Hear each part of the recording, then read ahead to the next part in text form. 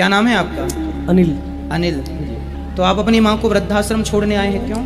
एक पिछले वाले बेटे ने कहा है अगर मेरे को ना तो मुझे फोन करने की जरूरत है और ना मेरे घर पे आने की जरूरत है, और कोई मुझे रखने को तैयार नहीं है। आपके और 2 भाई हैं, तो क्या उन भाइयों के पास एक माँ को खिलाने को रोटी नहीं है?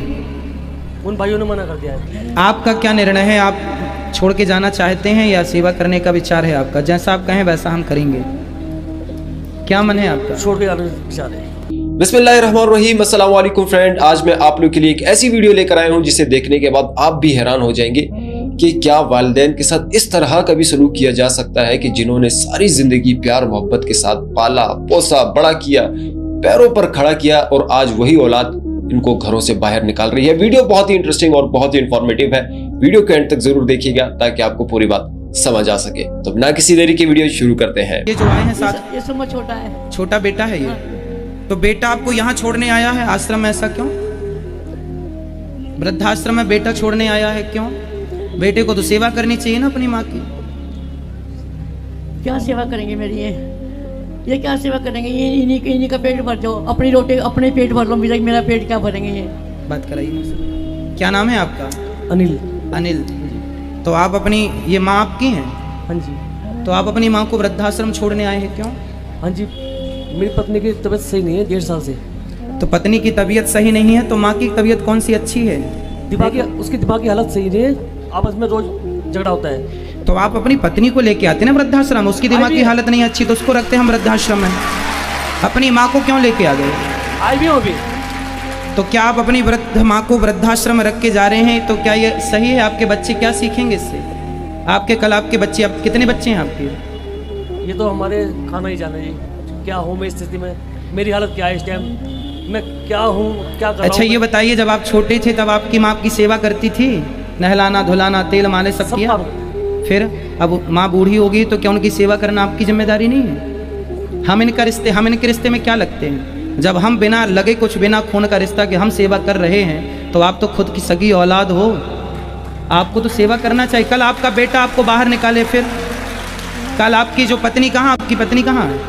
वो चल नहीं पाती, बिना सारे चल नहीं पाती। आपके और 2 भाई हैं, तो क्या उन भाइयों के पास एक माँ को खिलाने को रोटी नहीं है?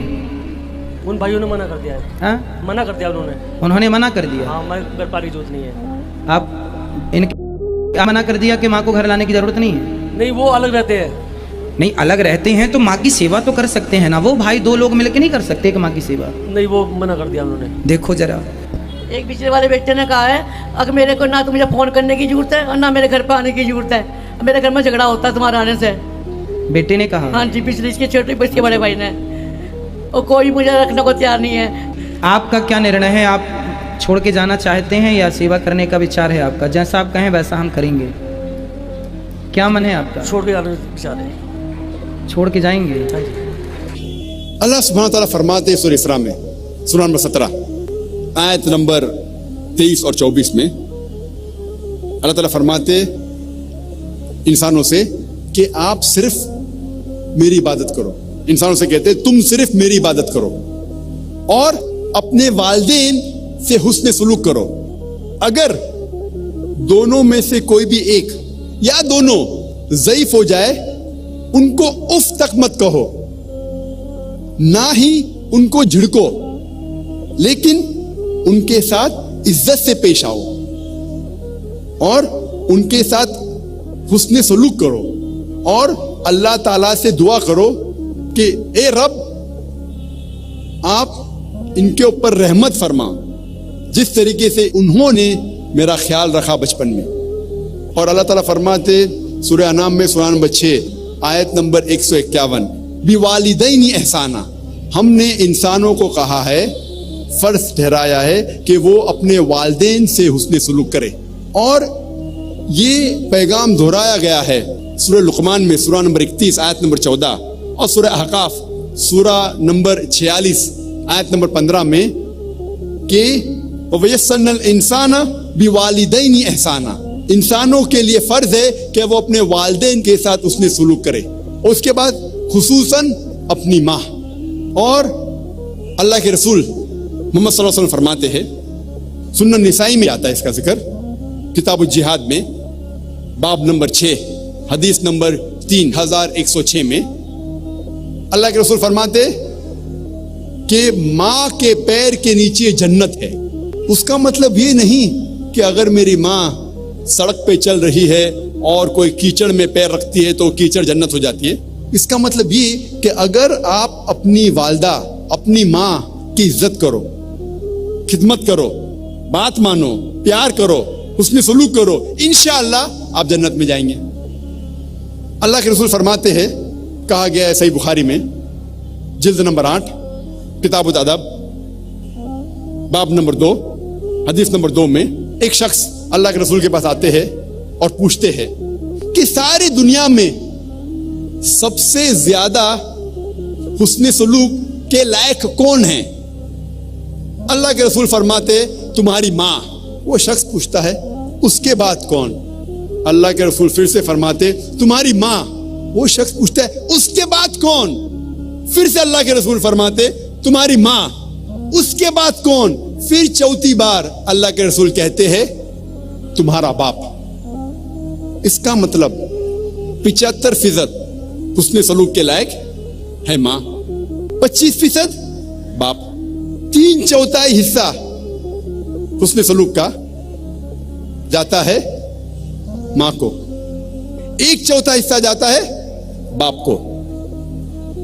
इसका मतलब ये कि माँ को मिलता है गोल्ड मेडल, सोने का तमगा, माँ को मिलता है सिल्वर मेडल, चांदी का तमगा, माँ को मिलता है ब्रॉन्ज मेडल, तांबे का तमगा, बाप को मिलता है कॉन्सोलेशन प्राइज, सुलह बख्श इनाम।